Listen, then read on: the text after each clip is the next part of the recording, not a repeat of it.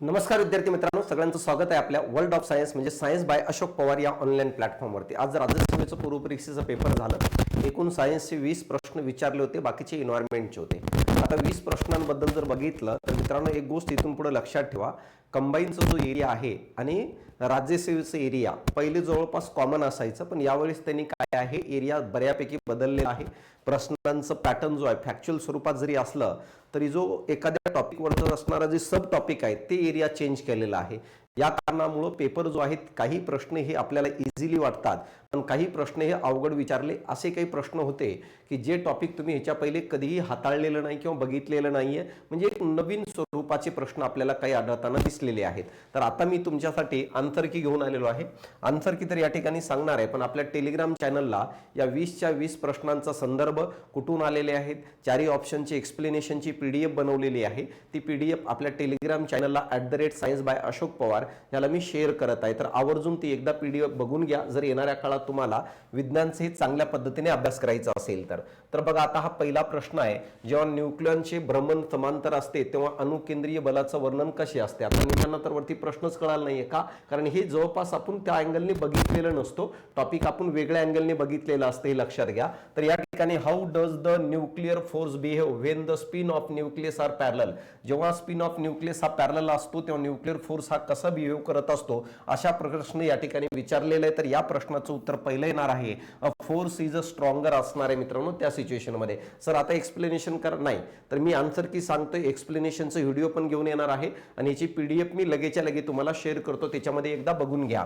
तर या पहिल्या प्रश्नाचं उत्तर 51चा पहिला असणार आहे 52, विद्युत क्षेत्राच्या समतुल्य पृष्ठभागावरील कोणत्याही बिंदूवर त्याला विद्युत प्रभारित करण्यासाठी विद्युत क्षेत्राची दिशा काय असायला पाहिजे। आता ही जेव्हा मराठीतून तुम्ही भाषा वाचताना तर तुम्हाला काहीच कळत नाही, तर मेन प्रॉब्लेम हेच आहे, कारण प्रश्न तयार करत असताना इंग्लिश मधून तयार केले जातात आणि नंतर मराठीतून ट्रान्सलेट मारताना अशा प्रकारची भाषा आपल्याला येते, ज्या ठिकाणी आपल्याला प्रॉब्लेम क्रिएट होतो। मित्रांनो, माहित आहे का या ठिकाणी काय असणार आहे, तर या इंग्लिश मधून what is the direction of electric field, बघा, what is the direction of electric field for a point charge at any point on काय म्हणतो इक्विपोटेन्शियल सरफेस। तर मित्रांनो, माहित आहे का ह्याचं उत्तर असणार आहे रेडियल आउटवर्डच्या दिशेने काय आहे, तो चार्जची दिशा असणार आहे। जेव्हा मित्रांनो माहित आहे का direction of electric field for point charge any पॉइंटला, तर या प्रश्नाचं उत्तर पण पहिला असेल, जर माध्यमाचा अपवर्तनांक दुहेरी बहिर्वक्र भिंगांच्या अपवर्तनांकापेक्षा जास्त असेल, म्हणजे काय रे, डबल कॉन्केव्ह आणि डबल कॉन्व्हेक्स पेक्षा जर एखाद्या माध्यमाचा रिफ्रॅक्टिव्ह इंडेक्स जास्त असेल तर त्यावेळेस फोकल लेंथची लांबी काय असणार आहे, नाभिय अंतर काय असणार आहे, अशा प्रकारचा प्रश्न आपल्याला या ठिकाणी सांगितलेला आहे। तर 53चं जर बघितलं तर मित्रांनो, त्यावेळेस जो फोकल लेंथ भरत असते ती निगेटिव्ह असतं। तर हे जे काही कॉन्केव्ह आणि कॉन्व्हेक्स लेन्सचं बिहेवियर आहे त्याच्या संबंधित असलेला प्रश्न आहे। आता 10वी पर्यंतच्या सिलेबस मध्ये हे दिलेलं नाहीये, पण जेव्हा तुम्ही 11वी 12वीचे एनसीईआरटी उचलता तर त्यावेळेस आपल्याला या पॅटर्नचे प्रश्न काय आहे आढळताना दिसतात, हे पॉइंट लक्षात ठेवणं गरजेचं आहे मित्रांनो।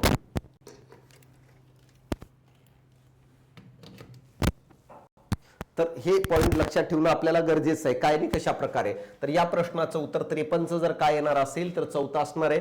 हे पण 10वीच्या अभ्यासक्रमातून प्रश्न नाहीये, म्हणजे तुम्ही जे म्हणताय ना की सर मी 8वी ते 10वी पर्यंत विज्ञानचं पुस्तक वाचतो आणि राज्यसेवेचा पेपर सॉल्व्ह करतो, नाही जमणार। हा कंबाईनचे प्रश्न आपल्याला टॅकल होताना दिसतात, पण राज्यसेवेची तर नाहीये। आता हा पुढचा प्रश्न आहे, हा पण जर बघितलं 10वी पर्यंतच्या पुस्तकामध्ये नाही, डायमेन्शन्स दिलेले आहेत।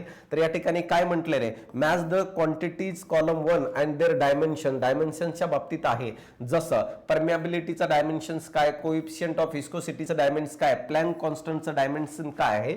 तर डायमेन्शन्स कशावरून काढलं जातं माहित आहे का, युनिट माहित असेल तर त्याच्या आधारे आपण काय करत असतो, डायमेन्शन्स काढत असतो। तर तुम्हाला या ठिकाणी युनिट माहित असणं गरजेचं आहे। तर आता बघा, 54 नंबरच्या प्रश्नाचं उत्तर जर बघितलं, अ चं दुसरं आहे रे, म्हणजे याचा अर्थ या ठिकाणी आपण अ चं दुसरं म्हणजे काय, MELT-2 आणि IS-2 असणार आहे। म्हणजे या ठिकाणी अ चं दुसरं किती ठिकाणी आहे, अ चं दुसरं 2 ठिकाणी आहे। यानंतर बघा ब चं काय असेल, ब चं तिसरं असणार आहे, तर हे तिसरं, तर बचं तिसरं या ठिकाणी, म्हणजे उत्तर तिसरं येईल मित्रा. तर आता हा जो पॅटर्न आहे प्रश्नांचा, ह्याच्या पहिले तुम्हाला कंबाईनला कुठेही दिसलं नसेल, पण राज्यसेवेला दिसलं, याचा अर्थ तुम्हाला डायमेन्शन वगैरे बघावं लागेल. ह्याच्या पहिले आपण काय एखादं फॉर्म्युला पाठ करायचो, त्याचे युनिट लक्षात ठेवायचो. पण तू कोर राज्यसेवा करत असेल तर तुला अशा प्रकारचे पॉइंट्स बघणं गरजेचं आहे. हे सगळं कव्हर तो होईल एनसीईआरटी मधून. तर या प्रश्नाचं उत्तर तिसरं असणार आहे 55. प्रति युनिट वेळेत पृष्ठभागातून जाणाऱ्या निव्वळ विद्युत प्रवाहाला काय म्हणत असतात? तर त्यांनी काय सांगितले रे, नेट इलेक्ट्रिक चार्ज जेव्हा पास होतो कशातून, सरफेस पर युनिट मधून, तेव्हा त्याला काय म्हणतात, म्हणजे चार्जच्या वहनाला काय म्हणत असतो, तर इलेक्ट्रिक करंट म्हणत असतो. I = Q/T. हा साधा प्रश्न आहे, एकदम साधा प्रश्न आहे. जर भाषा समजली असेल तर हे इझिली उत्तरापर्यंत जाता येतं. स्टेट बोर्ड मधून हे कव्हर होताना दिसतो किंवा कोणाच्याही क्लासमधून कोणाच्या नोट्स मधून आरामशीर कव्हर होऊन जातं. तर या प्रश्नाचं उत्तर काय, 55चं उत्तर काय पहिलं असणार आहे. यानंतर बघा या ठिकाणी 56वा, थर्मोडायनामिक्सच्या नियम 2 नुसार हीट इंजिनची कार्यक्षमता किती असते? आता एक गोष्ट लक्षात घ्या, हा जो थर्मोडायनामिक्स नावाचा टॉपिक आहे, हे वारंवार राज्यसेवेला रिपीट या टॉपिकवर प्रश्न विचारला जाते. जसं कंबाईनला सजीवांच्या वर्गीकरणावर येतं ना, तसं थर्मोडायनामिक्स नावाच्या टॉपिकवर राज्यसेवेला हमखास प्रश्न विचारलं जातं. हे आपल्याला समजणं गरजेचं आहे. आणि या ठिकाणी म्हटलंय की थर्मोडायनामिक्सच्या नियम 2 नुसार हीट इंजिनची कार्यक्षमता किती असते? तर मित्रांनो माहित आहे का, हीट इंजिनची कार्यक्षमता आपल्याला या ठिकाणी 1 पेक्षा कमी आढळताना दिसते. म्हणून या प्रश्नाचं उत्तर काय आहे, चौथा आहे, <1 आहे थर्मोडायनामिक्सच्या नियमानुसार. आता बघा 57 नंबरचा प्रश्न, जम्पिंग जीन्स बद्दल योग्य विधाने ओळखा. मित्रांनो जीन म्हणजे काय रे, तर हा डीएनएचा एक सेगमेंट असतो छोटासा, आणि हे जीन एक आहे, अनेक जीन असतात, त्याच्यापैकी एक कन्सेप्ट आहे जम्पिंग जीन्स. हे PYQ मधून रिपीट झालेलं आहे. ह्याच्या पहिले जम्पिंग जीन्सवर जो आहे कोणी शोध लावलं जम्पिंग जीन्सचं, हे ऑलरेडी राज्यसेवेच्या PYQचा प्रश्न आहे आणि त्याच्यावरून हा उचललेला प्रश्न आहे. म्हणजे जागा बदलणारे जे जीन्स असतात त्याला आपण जम्पिंग जीन्स म्हणतो. तर हा PYQ वरून आलेला प्रश्न आहे 57 नंबरचा. आता बघा ह्याच्याबद्दल काय आहे, हे जीन्स आहे त्यांची जागा बदलू शकतात, बरोबर आहे मित्रांनो. यांना ट्रान्सपोजन जीन्स म्हणतात, हे पण बरोबर आहे. का, कारण जागा बदलतात. बार्बरा मॅक्लिंटॉक यांनी 1865 मध्ये प्रथम शोध लावलं, तर हे विधान चुकीचं. आता बघा कदाचित हे बार्बरा मॅक्लिंटॉक जो आहे ह्यांनी शोध लावलं होतं, पण विशेषण चुकीचं असेल, म्हणून या ठिकाणी जर बघितलं तर पहिलं उत्तर येईल मित्रांनो. ही गोष्ट लक्षात घ्या. तर आता बघा जर त्यांनी ओरली म्हटलं तर हे पण उत्तर देऊ शकतो, पण उत्तर काय आहे, पहिलं येण्याची पॉसिबिलिटी जास्त आहे. आता या ठिकाणी याला आपण जम्पिंग जीन्स म्हणून काय आहे ओळखत असतो. एकच मिनिट लक्ष द्या, एकदा बघून घेतो मी. बायोटेक्नॉलॉजी वरचं काय आहे हा प्रश्न असणार आहे.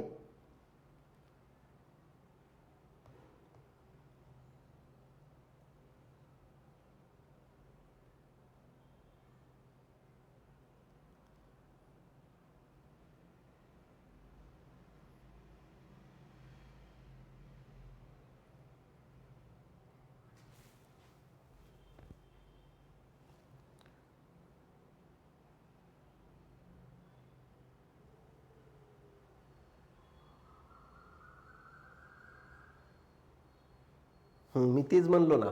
तर हे 1965 म्हटलंय, पण हे शोध 1940च्या दरम्यान लागलेले. मी तेच आता तुम्हाला म्हटलेलं की काहीतरी इथं गडबड आहे, पण शोध जो आहे यांनीच लावलं होतं. आता एक तर त्या कारणामुळे म्हटलो की जर त्यांनी इसवीसन लाईव्ह जर दुर्लक्ष केलं तर उत्तर वरील सर्व देईल, नाही तर उत्तर काय देणार आहे, पहिलं देणार आहे. यानंतर 58 नंबरचं, खालीलपैकी कोणत्या जीवांच्या पडद्यामध्ये असंतृप्त फॉस्फोलिपिडचे प्रमाण सर्वाधिक असते? यानी चरबी रे, जे अनसॅच्युरेटेड फॉस्फोलिपिड आहे त्यांचं प्रमाण हे सर्वाधिक कुठं असणार आहे, तर अंटार्क्टिकच्या फिश मध्ये आपल्याला ते आढळताना दिसतं, म्हणून हे असणार आहे. आता बघा हा पण प्रश्न जो आहे तुम्हाला त्याच्या आधारे काही लोकांनी याला गोल केला असेल अस्वलला, पोलार बियरला, परंतु ह्याचं उत्तर आहे अंटार्क्टिकामध्ये आढळणाऱ्या फिश मध्ये जो काही अनसॅच्युरेटेड फॉस्फोलिपिड आहे त्याचं प्रमाण आपल्याला सर्वाधिक आढळताना दिसतो. हा प्रश्न सोपा आहे. जसे अंगक निवडा ज्यामध्ये स्वतःचा डीएनए आहे, 70S काय आहे एवढा आकाराचा आहे. तर बघा आता, तर रायबोझोम आणि डीएनए केंद्रकाच्या व्यतिरिक्त दोघांकडे जास्त, हे मी सांगितलं, पण तो सोपा प्रश्न आहे. एक मायटोकॉन्ड्रिया आणि दुसरं मित्रांनो क्लोरोप्लास्ट. तर या ठिकाणी एकच मायटोकॉन्ड्रिया दिले म्हणून उत्तर मायटोकॉन्ड्रिया आहे. केंद्रकाच्या व्यतिरिक्त दुसरीकडे मायटोकॉन्ड्रियामध्ये आपल्याला डीएनए आढळताना दिसतं. आता बघा अपोमिक्सिस हे एक प्रकारचे पुनरुत्पादन आहे ज्यामुळे डॅडाचा विकास होतो. बघा apomixis is a type of रिप्रोडक्शनचा टाइप आहे that result in the development of an, म्हणजे तो काय रिझल्ट डेव्हलपमेंट कशामध्ये होतं, गॅमेटच्या संलयन शिवाय नवीन जीव तयार करतं का, तर यस हा प्रश्न पहिला आहे. New organism without fusion of gamete. मित्रांनो माहित आहे का, गॅमेटच्या फ्युजन शिवाय जेव्हा एखादं न्यू ऑर्गॅनिझमची निर्मिती होत असते त्याला आपण काय म्हणत असतो, अपोमिक्सिस म्हणून ओळखत असतं. म्हणून 60 प्रश्नाचं उत्तर काय आहे, पहिलं येणार आहे. तर आता हा पण काय माहित आहे का, जवळपास जर बघितलं रिप्रोडक्शन मधून आहे, परंतु 10वी पर्यंत याच्यातून नाही आहे. आता खालीलपैकी कोणते नैसर्गिक वनस्पती संप्रेरक नाही आहे, हा प्रश्न सोपा आहे, हे कव्हर होऊन जायला पाहिजे. ऑक्झिन आहे, यानंतर मित्रांनो माहित आहे का इथिलीन आहे, ऍब्सिसिक ऍसिड आहे, तर उत्तर तिसरे येईल, कारण मिथिलीन जो आहे हा काय नॅचरल काय प्लांट हार्मोन्स नाहीये मित्रा, म्हणून या प्रश्नाचं उत्तर तिसरं. आता बघा, मार्सिपियल्स आणि प्लॅसेंटल मॅमल्स हे उत्क्रांतीचे कोणते उदाहरण दर्शवतात, तर अशा प्रकारे इव्होल्युशन ऑफ मार्सिपियल्स आणि प्लॅसेंटल मॅमल्स इज एक्झाम्पल ऑफ कोणत्या प्रकारच्या उत्क्रांतीचे हे उदाहरण दाखवतात, अशा प्रकारचा या ठिकाणी प्रश्न विचारलेला आहे. तर याचं उत्तर आहे बघा, कन्व्हर्जंट इव्होल्युशन जो आहे हेच हे उदाहरण दाखवण्याचं काम करतात. तर हा जरी प्राणी वर्गीकरणावरच असेल तर जे आपण घेतोय त्याच्यातून हा प्रश्न नाहीये मित्रा, म्हणजे प्रश्नांची काठिण्य पातळी बऱ्याच प्रश्नांची म्हणजे मॅक्झिमम प्रश्नांची अवघड आहे.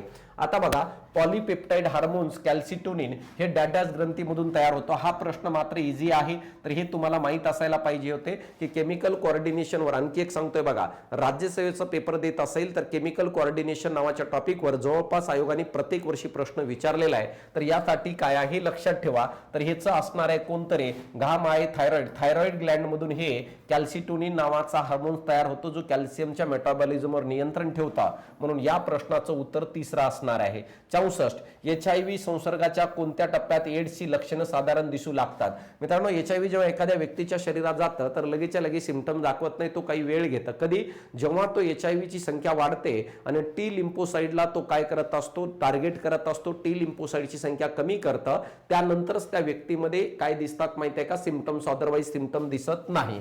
तर बघा, संसर्ग करणारा रेट्रोव्हायरस यजमानाच्या पेशीमध्ये प्रवेश करतो तेव्हा रिव्हर्स ट्रान्सक्रिप्टेज एन्झाईमद्वारे व्हायरस DNA तयार होतो, तेव्हा HIV हेल्पर टी लिम्फोसाइड मध्ये वेगाने वाढतात, या पेशींचे मोठ्या संख्येचे नुकसान करतात. तर ह्या प्रश्नाचं उत्तर काय आहे, तिसरं आहे. का, कारण टी लिम्फोसाइड नावाच्या सेलला तो टार्गेट करतं आणि जेव्हा टी लिम्फोसाइड नावाच्या सेलला टार्गेट करत असतं त्याच वेळेस लक्षणं दिसायला सुरुवात होतात. बाकी वरचं बरोबर आहे बघा मित्रांनो, माहित आहे का, हा ट्रान्सक्रिप्टेज DNA आपलं HIV व्हायरस आहे, तो आपल्या बॉडीत आल्यानंतर RNA रूपांतर DNA करतो, परंतु तो म्हणतो की लक्षणे कधी दिसतात, जेव्हा टी लिम्फोसाइडला इन्फेक्शन करतं तर त्याला टार्गेट करत असतात, त्यांची संख्या कमी करतं, तेव्हा HIV चं आपल्याला सिम्पटम दिसतात. म्हणून या प्रश्नाचं उत्तर काय आहे, तिसरं असणार आहे. 65 खालीलपैकी कोणता घटक साध्या लिग्नाइट्स बरोबर उदाहरणार्थ हॅलॉइड्स बरोबर समन्वय संयुग निर्माण करतं. Which of the following element form as a coordination compound with the simple ligands such as a halide सोबत, म्हणजे कोणता असला एलिमेंट आहे जो कोऑर्डिनेशन कंपाऊंड तयार करतो कोणासोबत, जसं फॉर एक्झाम्पल हॅलाइड सारख्या लिगँड सोबत. तर असा प्रश्न या ठिकाणी विचारलेला आहे. 65 नंबरचा हा प्रश्न आहे. तर या प्रश्नाचं उत्तर तिसरं आहे, कोबाल्ट हा काय आहे, आन्सर असणार आहे. पुढचा, एकमेकात न मिसळणाऱ्या दोन द्रवापैकी एक द्रवाच्या दुसऱ्या द्रवात केलेले कोलाइडला काय म्हणतात. कोलाइडचा हे एक द्रावण आहे, तर याला आपण इमल्शन म्हणून ओळखत असतो, हे लक्षात घ्या. कोलाइडल काय म्हणतो, dispersion of one liquid in another काय म्हणतो, immiscible with is called as a emulsion. तर या प्रश्नाचं उत्तर तिसरं आहे. खालीलपैकी कोणत्या मूलद्रव्याची विद्युत ऋणता सर्वात जास्त असते, हा पण प्रश्न यायला पाहिजे. जर थोडंफार चांगला वाचला असेल तर येऊन जाईल, पण जर कधीच बघितलं नसेल तर नाही येणार. सायन्स बॅकग्राऊंडच्या मुलांना खास करून हा प्रश्न येणं अपेक्षित आहे. तर सर्वात जास्त इलेक्ट्रोनिगेटिव्हिटी कोणाची असते, तर फ्लोरीनची असते. का, कारण दुसऱ्याला खेचून घेण्याची कॅपॅसिटी तिची जास्त आहे, म्हणून या 67 तिसरं उत्तर असणार आहे. आता बघा, क्लोरोएम्फिनिकॉल नावाचं एक अँटीबायोटिक दिलेलं आहे. तर क्लोरोएम्फिनिकॉल नावाची अँटीबायोटिक ही कोणत्या प्रकारची अँटीबायोटिक आहे असं सांगितलेलं आहे. तर मित्रांनो, माहित आहे का ती कोणत्या, तर नॅरो स्पेक्ट्रमची आहे का, नाही. तर ही एक प्रकारची ब्रॉड स्पेक्ट्रम अँटीबायोटिक आहे, म्हणजे सगळ्याच प्रकारच्या बॅक्टेरियाच्या विरुद्ध काम करणारी ही अँटीबायोटिक आहे. जेव्हा सिलेक्टिव्ह बॅक्टेरियाच्या विरुद्ध काम करणारी अँटीबायोटिक असतं त्याला नॅरो म्हणतो. आणि हे जे उदाहरण दिलेलं आहे तर काय म्हणतो, क्लोरोएम्फिनिकॉल ही जी अँटीबायोटिक आहे एक प्रकारची ब्रॉड स्पेक्ट्रम आहे, म्हणून या 68 उत्तर किती यायला पाहिजे, तर दुसरं येणं अपेक्षित आहे मित्रा. पुढचं बघा, पुढचा प्रश्न काय, दिलेल्या पर्यायापैकी खनिज आम्ल यानी काय रे, जर बघितलं तर असं विचारले मिनरल ऍसिड कोणकोणते आहेत. ऑक्झॅलिक ऍसिड आहे का, सल्फ्युरिक ऍसिड आहे का, नायट्रिक ऍसिड आहे का, की हायड्रोक्लोरिक ऍसिड आहे. नेमकं मिनरल ऍसिड कोणकोणते आहेत असा प्रश्न विचारलेला आहे. तर या प्रश्नाचं उत्तर मित्रांनो माहित आहे का, सल्फ्युरिक ऍसिड हा मिनरल ऍसिड आहे, नायट्रिक ऍसिड हा मिनरल ऍसिड आहे, हायड्रोक्लोरिक ऍसिड आहे, पण ऑक्झॅलिक ऍसिड हा मिनरल ऍसिड नाहीये. तर या ठिकाणी प्रश्न B, C आणि D.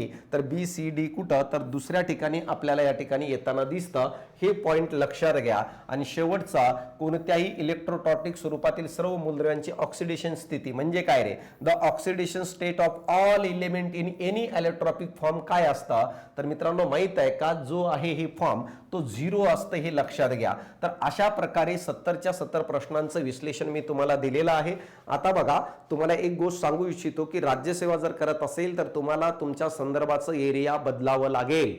तर हे बदलायचं कसं? तर एनसीईआरटीचा आधार घ्यावा लागेल. 2026 मध्ये झालेला हा जो पीवायक्यूचा हा प्रश्न आहे, या प्रश्नांचा आधार तुम्हाला येणाऱ्या काळात घ्यावं लागणार आहे. तरच तुम्हाला विज्ञानमध्ये 15+ मार्क येतील, अदरवाईज वांदे असतील मित्रांनो, ही गोष्ट लक्षात घ्या. याचसाठी मी काय केलं माहित आहे का, या 20च्या 20 प्रश्नांचं डिटेल विश्लेषण मी तुम्हाला पीडीएफच्या स्वरूपात घेऊन आलेलो आहे. हा आपलं बुक आहे, नोट स्वरूपात आहे. या बुक मधून काही प्रश्न कव्हर होत आहेत, पण मी म्हणत नाही की सगळेचे सगळे प्रश्न कव्हर होतात जसं कंबाईनला कव्हर होतात त्या पद्धतीने, पण नोट स्वरूपात वाचण्यासाठी एकदम कमी वेळेमधलं बेटर पुस्तक आहे. आता या जे काही प्रश्न आहेत 20चे 20 याची पीडीएफ मी काय केलंय माहित आहे का, तुम्हाला उपलब्ध करून देतो. कोणती पीडीएफ आहे ते दाखवतो, एक लक्षात घ्या. डिटेल एक्सप्लेनेशन आहे, चारही ऑप्शनचे एक्सप्लेनेशन डिटेल मध्ये घेतलेले ती पीडीएफ आहे. तर या ठिकाणी जर म्हटलं तर मी तुम्हाला झूम करून दाखवण्याचा प्रयत्न करतो की नेमकं कोणतं आहे. तर या ठिकाणी एक लक्षात घ्या, तर हे प्रश्न बघा, हा प्रश्न आहे, जेव्हा न्यूक्लियॉनच्या भ्रमण कमांतर असते तेव्हा अणुकेंद्रीय बलांचं वर्तन कसं असतं त्याचे एक्सप्लेनेशन दिले बघा. द फोर्स स्ट्रॉंगर का असतं त्याचं डिटेल एक्सप्लेनेशन दिलेलं आहे. तर आवर्जून तुम्ही ही पीडीएफ घ्या, कारण आपल्या टेलिग्राम चॅनलला टाकणार आहे. हे बघा, हे सगळे एक्सप्लेनेशन आहे डिटेलमध्ये जो उपलब्ध करून दिलेला आहे, आणि येणाऱ्या काळात काय येऊ शकतात ते पण कंप्लीट केलेलं आहे. यासाठी तुम्हाला @science by अशोक पवार हे ॲप्लिकेशन डाउनलोड करा रे. सायन्स बाय अशोक पवार हे ॲप्लिकेशन डाउनलोड करा, त्याच्यावर तुम्हाला भेटून जाईल. आणि जर तुम्ही गट ब ची पूर्वपरीक्षा देणार असाल तर 1 डे रिव्हिजन सेशन घेऊन येता 1-2 दिवसामध्ये, आणि दररोज संध्याकाळी 9 वाजता पीवायक्यूची पण सिरीज आहे. हे दोन्ही पार्ट तुम्ही करून घ्या, सायन्समध्ये चांगले मार्क येऊन जातील मित्रांनो. परंतु कंबाईनचा पॅटर्न वेगळा आहे, राज्यसेवेचा पॅटर्न वेगळा आहे. त्यासाठी राज्यसेवेचे प्रश्न बघून वायबल होऊ नका. जी 14 तारखेला आणि मेन्सची जी एक्झाम देणार आहेत गटकत त्या विद्यार्थ्यांना बद्दल मी बोलतोय हे. तर चालतं, या ठिकाणी थांबतो. भेटू आपण संध्याकाळी 9 वाजता पीवायक्यूची सिरीज घेऊन, आणि 2 दिवसानंतर आपण घेऊया 1 डे लास्ट आवर रिव्हिजन, ज्याच्यामध्ये एका लेक्चरमध्ये पूर्ण बायोलॉजी आणि दुसऱ्या लेक्चरमध्ये फिजिक्स आणि केमिस्ट्री संपवायचं आपल्याला. धन्यवाद मित्रांनो.